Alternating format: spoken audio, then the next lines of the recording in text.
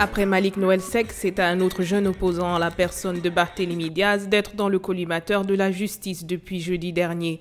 Il est au centre d'une affaire de meurtre d'un des hommes de main venu le menacer à la mairie de Sacré-Cœur-Mermoz dont il est le maire. Ce jour-là, comme le montre ici cette vidéo d'une télé privée de la place, Barthélémy Diaz a poursuivi et tiré des coups de feu sur un groupe de ses hommes de main faisant un mort et 3 blessés. Les assaillants seraient envoyés par des membres du Parti démocratique sénégalais au pouvoir.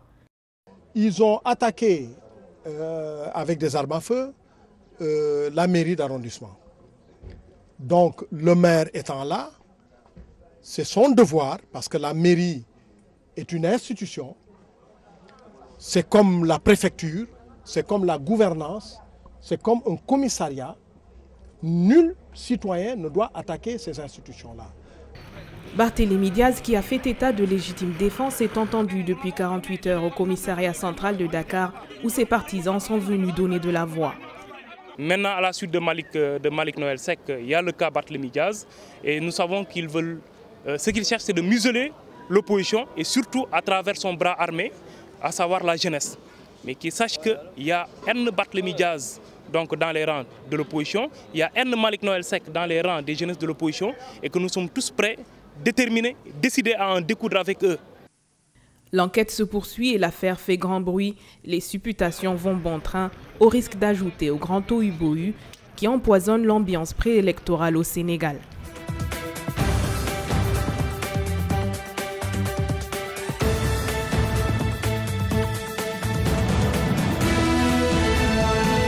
Depuis 2005, la scolarisation au niveau du primaire est gratuite au Burundi. Dès lors, plusieurs écoles ont été construites dans tout le pays pour accueillir ces écoliers. Cela étant, il y a une autre catégorie d'enfants qui semble avoir été mis aux oubliettes, les enfants aveugles. On trouve 3 écoles seulement destinées à la formation des aveugles dans tout le pays. Et une fois arrivés dans ce centre, ces enfants sont délaissés par leur famille, ce qui ne facilite pas la tâche pour leur encadrement. Les parents les restent comme ça, ils ne viennent même pas ici pour les voir. Donc ils deviennent le fardeau à nous, les autorités de l'école.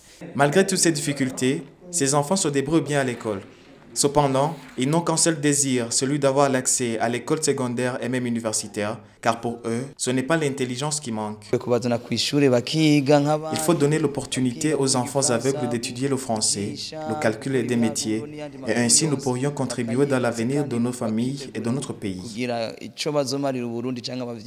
L'implication du ministère de l'Éducation nationale est quasi absente, donnant impossibilité pour une grande majorité de ces enfants d'accéder au concours national.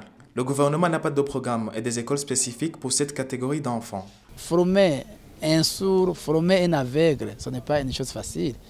Il faut d'abord avoir des enseignants qualifiés. Et je crois que cette fois-ci, on va y aller au fur et à mesure. Mais l'essentiel est que cette question est déjà connue.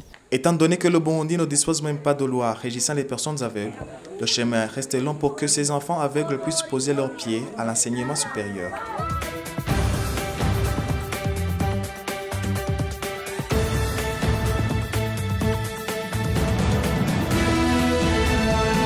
Le larmoiement s'installe dans notre milieu de vie et s'accompagne d'une période de recrudescence de certaines maladies, notamment celle des voies respiratoires. C'est le moment d'agir et pour attaquer le mal par la racine, la Société béninoise de pédiatrie a décidé de faire front commun avec la presse nationale pour alerter l'opinion sur le péril que fait planer la pneumonie sur les ménages. Première cause de décès des enfants de 0 à 5 ans, la pneumonie se manifeste par une fièvre accompagnée de toux et d'une respiration sifflante. Tout enfant qui a une fièvre, qui tousse ou qui a du mal à respirer, partout où vous passez, vous pouvez affirmer que cet enfant a une pneumonie. La prévention est basée sur 3 piliers importants. D'abord, bien nourrir les enfants, première chose. Deuxième chose, l'hygiène alimentaire et environnementale. Troisième chose, enfin, comme mesure de prévention, c'est la vaccination. Ça, c'est l'élément clé. Dans cette campagne pour l'amélioration de la santé de l'enfant au Bénin, la Société béninoise de pédiatrie veut bien compter sur les acteurs des médias. L'information est un élément clé dans les moyens de lutte contre les maladies. Pour la présidente de la Société béninoise de pédiatrie, cette conférence de presse s'inscrit dans le cadre de la célébration de la 3e journée mondiale de lutte contre la pneumonie. En effet, pour lutter efficacement contre cette maladie, de par le monde, il a été créé depuis avril 2009 une coalition mondiale contre la pneumonie. La Société béninoise de pédiatrie fait également partie de cette coalition mondiale.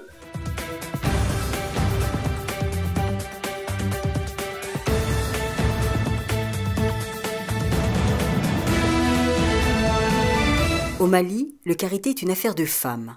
La récolte et l'extraction du karité sont surtout effectuées par les femmes des zones rurales. À tous les niveaux, les femmes travaillent dans le karité du nord au sud, de l'est à l'ouest. Maintenant, il y a une question de qualité de karité qui est en train d'être améliorée maintenant avec les nouvelles techniques. L'arbre de karité peut vivre jusqu'à 3 siècles. Il commence à donner des fruits seulement à l'âge de 15 ans, mais n'atteindra sa pleine production qu'à partir de 25 ans. Arbre aux multiples vertus, le potentiel de développement de cette ressource est très important pour le Mali, qui possède l'un des plus vastes parcs de karité dans la sous-région. Une fois transformés, les fruits de ces arbres peuvent être utilisés pour fabriquer des savons et autres produits cosmétiques. Et grâce à cette productivité accrue, les salaires des travailleurs augmentent et les familles peuvent envoyer leurs enfants à l'école. Elle ne retire plus les enfants de l'école pour les travaux ménagers. Ça veut dire que d'une part, le revenu de la famille a augmenté et ils utilisent alors pas mal de moyens maintenant pour subvenir à leurs propres besoins. Notamment, la petite fille était retirée de l'école pour pouvoir piler le mil. Maintenant, avec les moulins que nous avons sous la main, les filles elles ne sont plus embêtées. Récemment, le Mali a pris des mesures pour tourner cette ressource naturelle en profit exponentiel. À travers ce projet de production en grande quantité de karité, le gouvernement malien lutte contre la pauvreté dans les zones rurales du Mali. Cette cargaison de 20 tonnes de savon est la première livraison à être acheminée pour un nouveau client vers la France. Une première livraison qui a été célébrée en grande pompe.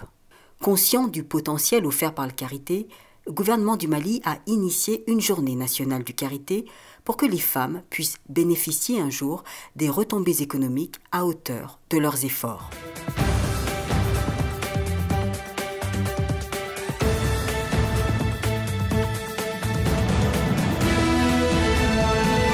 La route Pointe-Noire-Brazzaville, dont son tronçon Pointe-Noire-Dolisie, est désormais ouverte à la circulation. Cette route mobilise jusqu'à ce jour des moyens conséquents, tant humains, matériels que financiers.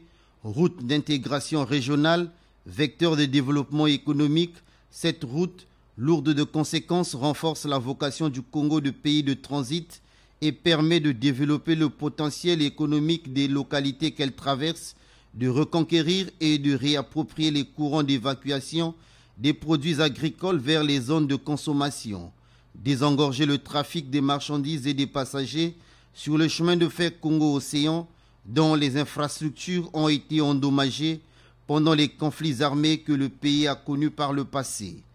Avant, vous mettiez combien de temps? Avant, on passait des semaines, voire des semaines, on passait ça surtout la montagne de Masséka, on passait des jours là-bas. Maintenant, là, au bout de 3 heures du temps, vous faites le tronçon Dolisie-Pointe-Noire.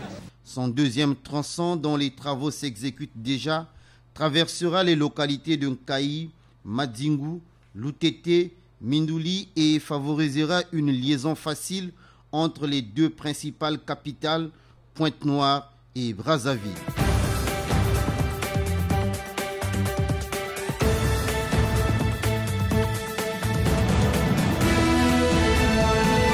Tous les jours, des centaines de vendeurs envahissent les rues de la capitale malgache. Un vieux carton, un panier en raffia suffisent pour faire un stand. Pourtant, occuper l'espace public est interdit. On prend nos affaires et on les cache là parce que si on n'est pas assez rapide, on nous prend tout et on n'a plus rien après. On ne peut pas récupérer nos affaires. C'est ça notre problème. Ghislaine craint les agents de la commune urbaine dont on arrive. Leur tâche, assainir les rues de la capitale. Mais à chaque fois, les vendeurs reviennent à la charge. C'est pas un marché ici. Ne faites pas comme si c'était un marché. Si vous voulez vendre au marché, vous allez à Manasman. Sinon, on sera encore plus sévère. Les méthodes sont parfois brusques. Les agents sont entraînés pour faire face aux réactions violentes de certains vendeurs. Mais le plus souvent, ils se contentent de les chasser sans saisir leurs marchandises. Les vendeurs ne risquent pas grand-chose. Il y a des vendeurs qui paient la police communale. Hein. Et c'est pour ça qu'ils ne se font pas déloger. Il y en a qui se font déloger par la police, il y en a qui ne se font pas déloger parce ceux qui payent peuvent rester. Ceux qui ne payent pas, eh ben, hop, ils ramassent leurs étalages. Certains agents de la commune seraient corrompus. Tout le monde le sait et le responsable de la gestion des marchés ne le nie pas. J'accepte qu'il a vu ça auparavant. Mais bon, on essaie de former les agents de la commune, de les conscientiser pour ne plus faire cette mauvaise habitude. En 2009, les États-Unis ont exclu Madagascar de l'AGOA après le coup d'État d'André Rajoelina, mettant ainsi fin aux diminutions de taxes douanières, un désastre pour l'industrie textile. Des milliers de Malgaches se sont alors retrouvés sans emploi et survivent aujourd'hui en vendant dans la rue.